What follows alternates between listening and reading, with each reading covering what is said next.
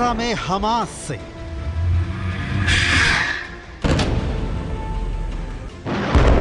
Lebanon में Hezbollah से, Yemen में हूथी विद्रोहियों से,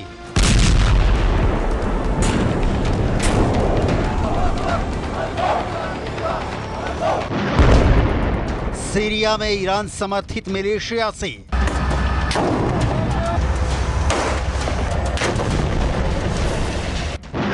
इराक में ईरान समर्थित फोर्स से,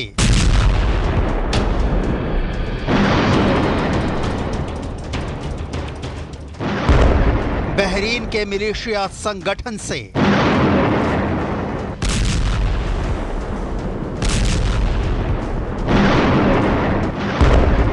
और अब नंबर 7 तुर्की से। इजराइल के पहले 6 फ्रंट एक्टिव थे, अब 7वां फ्रंट तुर्की भी खुलने जा रहा है। तुर्की ने एलानिया तौर पर इजराइल को दुश्मन देश मान लिया है। राष्ट्रपति एर्दोआन ने पहले इजराइल में घुसकर मारने की धमकी दी, फिर उनके मंत्री ने इजराइल को तबाह करने की धमकी दी, और अब खबर है कि तुर्की ने इजराइल के राष्ट्रपति इसहाक हर्जोग के एक अनुरोध को अस्वीकार कर दिया है।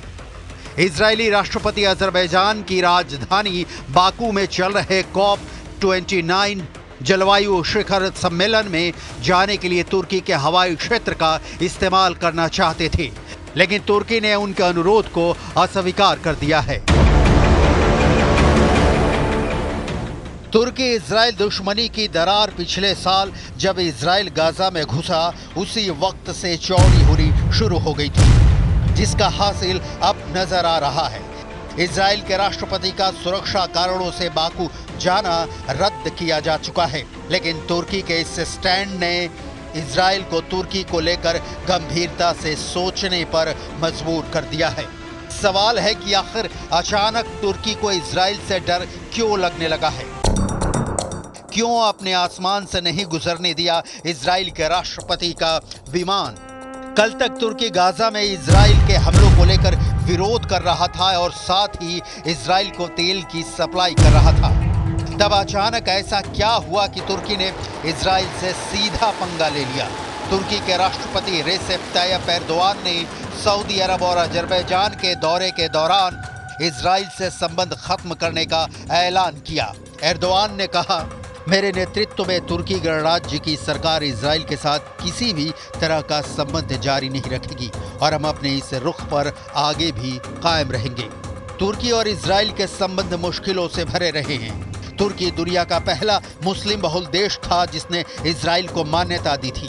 सवाल फिर वही, तो अचानक क्यों तुर्की ने इजराइल से अपने संबंध खत्म कर लिए? एर्दोआन के दिमाग में क्या चल रहा है? समझने के लिए आपको रियाद से आई ये तस्वीरें देखनी होंगी। रियाद में आयोजित इस सम्मेलन का नाम अरब इस्लामी शिखर सम्मेलन दिया गया था।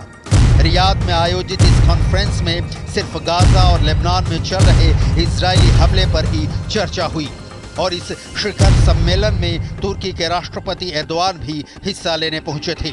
सुनिए सम्मेलन के बाद इजराइल को लेकर क्या बयान दिया गया। دول العالم لمراجعة علاقاتها مع دولة الاحتلال وعدم تطبيع علاقاتها معها أمام عدم التزامها بالقانون الدولي وارتكاب الإبادة الجماعية واستهداف وكالة الأونروا في فلسطين.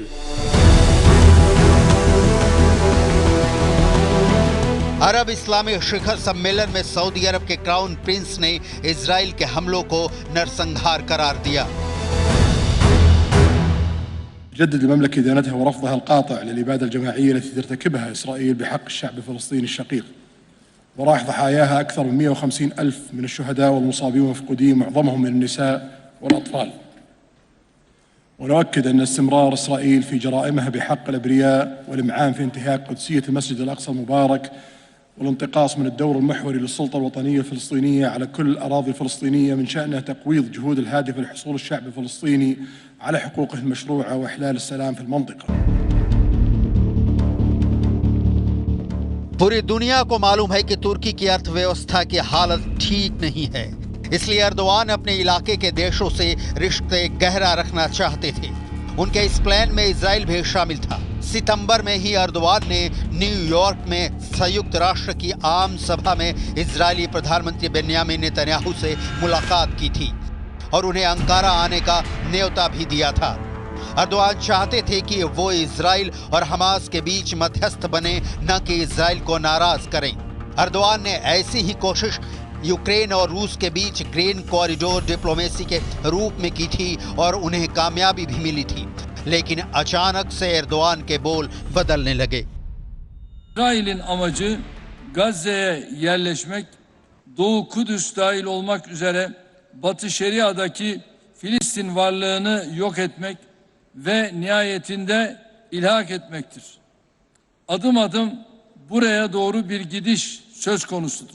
Bir yandan acil ateşkes sağlanmasına odaklanırken, diğer yandan Gazze'ye insani yardımların ulaştırılması konusunda acil çözüm yolları bulmamız şarttır. Netanyahu और अर्दोआन के बीच तनातनी तो बहुत दिनों से चल रही थी और अब बात आर पार की जंग तक पहुंच गई है। तुर्की नेटो का मेंबर है और नेटो पर हमला करने का मतलब क्या होता है ये पूरी दुनिया जानती है। लिहाजा मामला बेहद बुरा फंस चुका है।